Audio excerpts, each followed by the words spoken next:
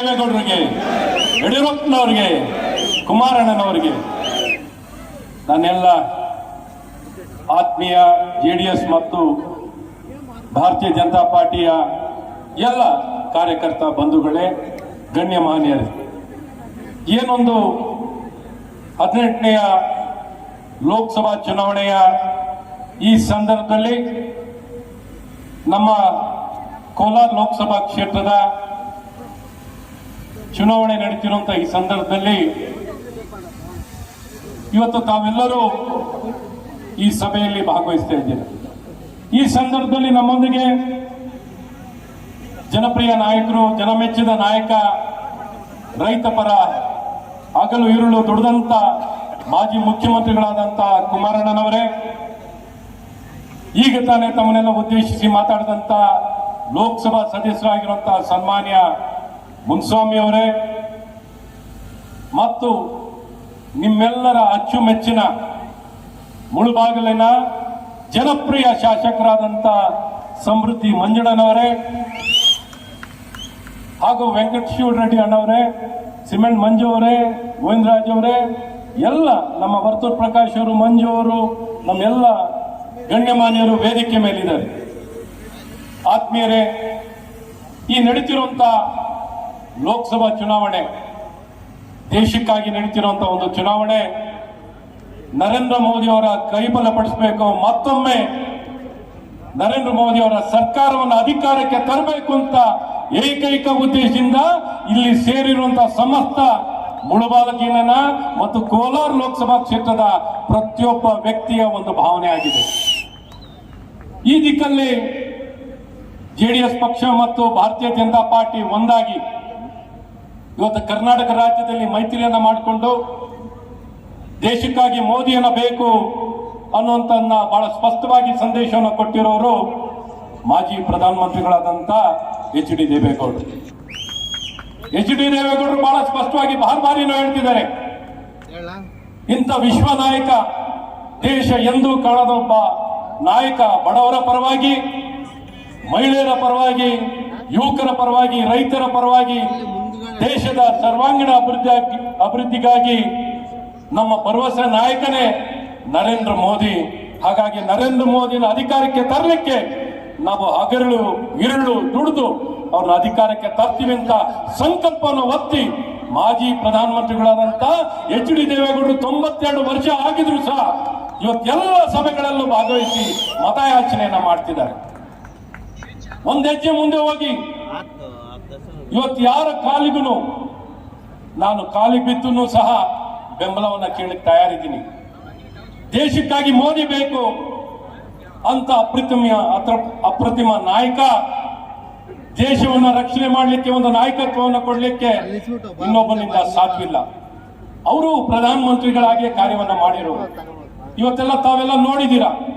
ಇವತ್ತು ರಾಜ್ಯದಲ್ಲಿ ನಮ್ಮ ಸನ್ಮಾನ್ಯ ಮುಖ್ಯಮಂತ್ರಿಗಳಾದಂತಹ ಸಿದ್ದರಾಮಯ್ಯನವರು, ಡಿ ಕೆ ಶಿವಕುಮಾರ್ ಅವರು, ಈ ರೀತಿ ಬೇರೆ ಬೇರೆ ನಾಯಕರೆಲ್ಲ ಅವರು ಬೇರೆ ಬೇರೆ ವಿಚಾರಗಳನ್ನು ಹೇಳಿ ನನ್ನ ಸ್ಥಾನ ಹೊಟ್ಟೋಗುತ್ತೆ, ನಾನು ಕುರ್ಚಿ ಕಳ್ಕೊಂಡ್ಬಿಡ್ತೀನಿ, ನಾವು ಅಧಿಕಾರ ಉಳಿಸ್ಕೋಬೇಕು ಅಂದ್ರೆ ನಮ್ ಮತ ಕೊಡಿ, ಅಥವಾ ನಾನು ಮುಖ್ಯಮಂತ್ರಿ ಆಗ್ತೀನಿ ಅವ್ರು ಬದಲಾಯಿಸಿ ಅಂತ ಇನ್ನೊಬ್ರು ಕೇಳ್ತಾರೆ. ಈ ರೀತಿ ಪ್ರತಿಯೊಬ್ರು ತನ್ನ ಅಧಿಕಾರವನ್ನ, ಸ್ಥಾನವನ್ನ ಪಡಿಲಿಕ್ಕೆ ಅಥವಾ ತಮ್ಮ ಕುರ್ಚಿನ ಉಳಿಸ್ಕೊಳ್ಳಿಕ್ಕೋಸ್ಕರ ಮತವನ್ನ ಕೇಳ್ತಾ ಇದ್ದಾರೆ. ಆದ್ರೆ ಅವ್ರು ಯಾರು ದೇಶದ ಅಭಿವೃದ್ಧಿಗಾಗಿ, ದೇಶದ ಚುನಾವಣೆ, ದೇಶ ಒಳ್ಳೇದಾಗಬೇಕು ಅಂದ್ರೆ ಯಾರು ಆಯ್ಕೆ ಆಗ್ಬೇಕು ಅನ್ನೋಂಥದ್ದು ಜನರ ಬಗ್ಗೆ ಜನರ ಮುಂದೆ ನಿಂತು ಸ್ಪಷ್ಟವಾದಂತ ಒಂದು ಹೇಳಿಕೆಯನ್ನು ಕೊಡ್ತಿಲ್ಲ. ಇವತ್ತು ಗ್ಯಾರಂಟಿಗಳ ಮೂಲಕ ಮಾತ್ರ ಜನರಿಗೆ ಎದುರಿಸ್ಕೊಂಡು ಇವತ್ತು ಗ್ಯಾರಂಟಿಯ ಚುನಾವಣೆ ಅಲ್ಲ, ಇದು ರಾಜ್ಯದ ಚುನಾವಣೆ ಅಲ್ಲ. ಇಲ್ಲಿ ರಾಜ್ಯದ ಮಟ್ಟದಲ್ಲಿ ನಾವು ಕುಸ್ತಿ ಆಡೋಣ. ವಿಧಾನಸಭೆ ಚುನಾವಣೆ ಬಂದಾಗ ವಿಧಾನಸಭೆ ಚುನಾವಣೆಯಲ್ಲಿ ನಾವು ಅವ್ರದ್ದು ಪೈಪೋಟಿ ಮಾಡೋಣ, ಚುನಾವಣೆ ಎದುರಿಸೋಣ. ಆದ್ರೆ ಈ ಚುನಾವಣೆ ಏನಿದೆ, ಲೋಕಸಭಾ ಚುನಾವಣೆ, ಮತ್ತೊಮ್ಮೆ ನರೇಂದ್ರ ಮೋದಿ ಅವರು ಅಧಿಕಾರಕ್ಕೆ ಬರಬೇಕು ಅನ್ನುವಂಥದ್ದು ಪ್ರತಿಯೊಬ್ಬ ಭಾರತೀಯನ, ಪ್ರತಿಯೊಬ್ಬ ಕನ್ನಡಿಗನ ಆಸೆ. ಹಾಗಾಗಿ ಈ ದಿಕ್ಕಲ್ಲಿ ಇವತ್ತು ತಮ್ಮೆಲ್ಲರ ಉತ್ಸಾಹವನ್ನು ನೋಡಿ, ಏನೊಂದು ಉತ್ಸಾಹ, ಏನೊಂದು ಮೆರವಣಿಗೆನಲ್ಲಿ ನಿಮ್ಮೆಲ್ಲರ ಜೋಶ್ ನೋಡಿದಾಗ ನಿಜಕ್ಕೂ ನನಗೂ ಸಹ ಸಂಚಲನವನ್ನು ಮೂಡಿಸಿದೆ. ನಮಗೂ ಶಕ್ತಿ ತುಂಬಿದೆ ನಿಮ್ಮೆಲ್ಲರ ಉತ್ಸಾಹವನ್ನು ನೋಡಿ. ಆತ್ಮೀಯರೇ, ಇವತ್ತು ಬಡವನ ಪರವಾಗಿ ಒಂದು ಮೂಲಭೂತ ಸೌಕರ್ಯದಿಂದ ಹಿಡಿದು, ಒಂದು ಶೌಚಾಲಯದಿಂದ ಹಿಡಿದು, ರಸ್ತೆಯಿಂದ ಹಿಡಿದು, ಒಂದು ಮನೆಯಿಂದ ಹಿಡಿದು, ವಿದ್ಯುತ್ ಶಕ್ತಿ ಆಗಿರಲಿ, ಗ್ಯಾಸ್ ಆಗಿರಲಿ, ಪೌಷ್ಟಿಕಾಂಶ ಆಗಲಿ, ರೇಷನ್, ಇವತ್ತು ಕೊಡ್ತಿರುವಂತ ರೇಷನ್ ಡಿಪೋನಲ್ಲಿ ಕೊಡ್ತಿರುವಂತ ರೇಷನ್ ಸಹ ನರೇಂದ್ರ ಮೋದಿ ಅವರು ಕೊಡ್ತಿರುವಂತ ಒಂದು ರೇಷನ್. ಇವತ್ತು ಮನೆಗಳು ನಿರ್ಮಾಣ ಆಗ್ತಿರೋದೇ ಆಗ್ಲಿ, ಇಡೀ ದೇಶದಲ್ಲಿ 4 ಕೋಟಿ ಮನೆ ನಿರ್ಮಾಣ ಆಗಿದೆ.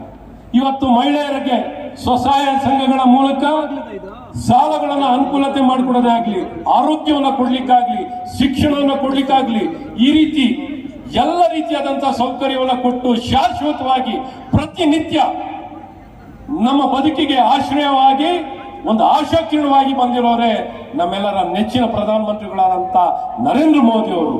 ಎರಡು ಅನುಮಾನನೇ ಇಲ್ಲ. ಇವತ್ತು ಈ ಭಾಷೆಯಲ್ಲಿ ಸಿದ್ದರಾಮಯ್ಯನವರು ಯಾವ ತರ ಮಾತಾಡೋದು ನೋಡಿದ್ದೀರಾ? ಸಿದ್ದರಾಮಯ್ಯನವರ ಭಾಷೆ ಬರೀ ಭಾಗ್ಯದ ಬಗ್ಗೆ ಮಾತ್ರ ಮಾತಾಡ್ತಾರೆ.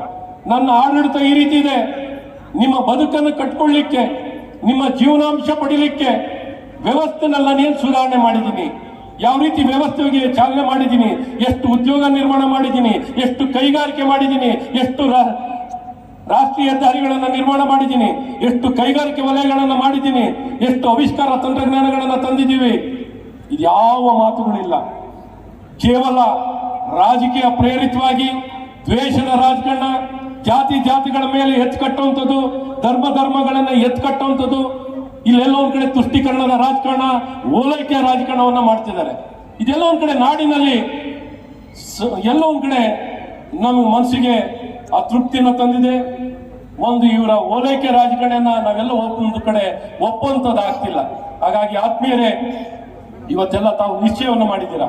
ತಮ್ಮ ಉತ್ಸಾಹನ ನೋಡಿದಾಗ, ತಮ್ಮ ಜೋಶ್ ನೋಡಿದಾಗ ಬಹಳ ಸ್ಪಷ್ಟವಾಗಿ ಎತ್ಕಾಣುತ್ತೆ. ಇಲ್ಲಿ ನಮ್ಮ NDA ಒಕ್ಕೂಟದ ಅಭ್ಯರ್ಥಿಯಾಗಿರುವಂತ ಮಲ್ಲೇಶ್ ಬಾಬು ಅವರು ಇವತ್ತು ಜನಪ್ರಿಯತೆಯನ್ನು ಪಡ್ಕೊಂಡು ಧನ್ಯವತ್ತ ಮಹಿಳೆಯ ಗುರುತಿನಿಂದ ಅವರು ಸ್ಪರ್ಧೆಯನ್ನು ಮಾಡ್ತಿರೋದು.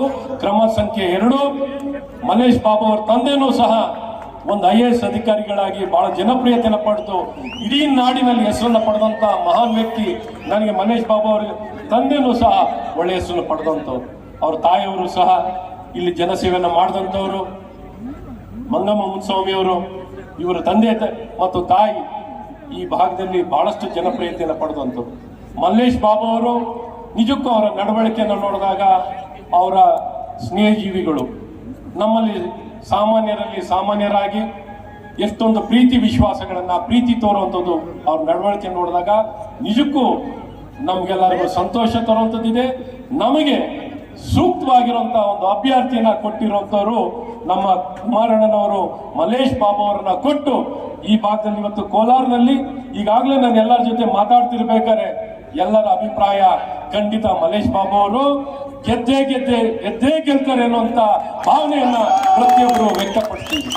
ಹಾಗಾಗಿ ನಮ್ಮೆಲ್ಲ ನಾಯಕರುಗಳು ಸಹ ಇವತ್ತು ವೇದಿಕೆ ಮೇಲಿರೋರು, ಇವತ್ತು JDS ಪಕ್ಷದವರಾಗ್ಲಿ, BJಪಿಯವರಾಗ್ಲಿ, ನಮ್ಮ ರವಿಯಣ್ಣ ಅವರು ಇವತ್ತೆಲ್ಲರೂ ಮಾತಾಡ್ತಿರ್ಬೇಕಾದ್ರೆ ನಾವು ಒಗ್ಗಟ್ಟಿಂದ ಮಲ್ಲೇಶ್ ಬಾಬು ಅವ್ರನ್ನ ಗೆಲ್ಸ್ತೀವಿ. ಧನ್ಯವತ್ತ ಮಹಿಳೆಗೆ ಕ್ರಮ ಸಂಖ್ಯೆ 2 ಎಲ್ಲರ ಮತವನ್ನ 3 ಲಕ್ಷಕ್ಕಿಂತ ಹೆಚ್ಚಿನ ಅಂತರದಲ್ಲಿ ಮಲ್ಲೇಶ್ ಬಾಬು ಅವರು ಗೆಲ್ತಾರೆ ಅಂತ ವಿಶ್ವಾಸದೊಂದಿಗೆ ಇವತ್ತಿನ ಈ ಸಭೆಗೆ ಬರಮಾಡಿಕೊಂಡಂತ ನಮ್ಮ ಸಮೃದ್ಧಿ ಮಂಜುನಾಥ್ ಅವರು ಆಡಿದಂತ ಮಾತು ಏನವರು ಬಹಳ ಸ್ಪಷ್ಟವಾಗಿ ಹೇಳಿದ್ದಾರೆ. ಎಲ್ಲ ವಿಧಾನಸಭಾ ಕ್ಷೇತ್ರಕ್ಕಿಂತ ಅತಿ ಹೆಚ್ಚಿನ ಮತ ನನ್ನ ವಿಧಾನಸಭಾ ಕ್ಷೇತ್ರದಲ್ಲಿ ಕೊಡ್ತೀನಿ ಅಂತ ಸಂಕಲ್ಪವನ್ನು ಹೊತ್ತು ಇವತ್ತು ಮಾತನ್ನು ಕೊಟ್ಟಿದ್ದಾರೆ. ಈ ರೀತಿ ಅವರ ಕಮಿಟ್ಮೆಂಟ್ ಅನ್ನ ವ್ಯಕ್ತಪಡಿಸಿದ್ದಾರೆ. ಮತ್ತೆ ಇದೆಲ್ಲ ಒಂದ್ ಕಡೆ ಕೆಲವು ನಾಯಕರುಗಳು ಜಾತಿ ಹೆಸರಿನಲ್ಲಿ ಹೇಳಿಕೆಗಳು ಕೊಡ್ತಿದ್ದಾರೆ, ಜಾತಿ ನಿಂದನೆಯನ್ನು ಮಾಡುವಂತ ಕೆಲಸಗಳನ್ನ ಮಾಡ್ತಿದ್ದಾರೆ. ಇವತ್ತು ಸಮೃದ್ಧಿ ಮಂಜುನಾಥ್ ಅವರು, ನಾನು ಎಲ್ಲ ಜಾತಿ ಜನಾಂಗದವರ ಮತವನ್ನು ಪಡೆದು ನಾನು ಶಾಸಕನಾಗಿದ್ದೀನಿ. ಅದೇ ರೀತಿ ಮಲ್ಲೇಶ್ ಬಾಬು ಅವರಿಗೆ ಎಲ್ಲ ಜಾತಿಯವರು ಇವತ್ತು ನಾವು ಆಯ್ಕೆಯನ್ನು ಮಾಡ್ತಿರೋದು ಮಲ್ಲೇಶ್ ಬಾಬು ಅವ್ರನ್ನ ಆಯ್ಕೆ ಮಾಡೋ ಮೂಲಕ ದೇಶದಲ್ಲಿ ಮತ್ತೊಮ್ಮೆ ನರೇಂದ್ರ ಮೋದಿ ಅವರ ಅಧಿಕಾರಕ್ಕೆ ಬರಬೇಕು. ಮೋದಿ ಟೀಮ್ ನಲ್ಲಿ ನಮ್ಮ ಪ್ರತಿನಿಧಿ ಇರಬೇಕು ಅಂದ್ರೆ ಮಲ್ಲೇಶ್ ಬಾಬು ಅವರು ಗೆಲ್ಬೇಕು.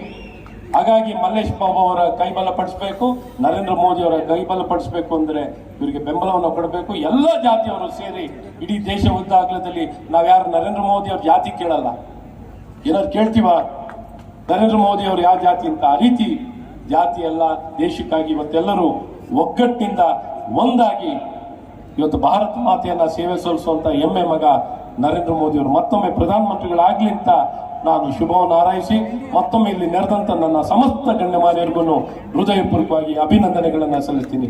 ಭಾರತ್ ಮಾತಾ ಕಿ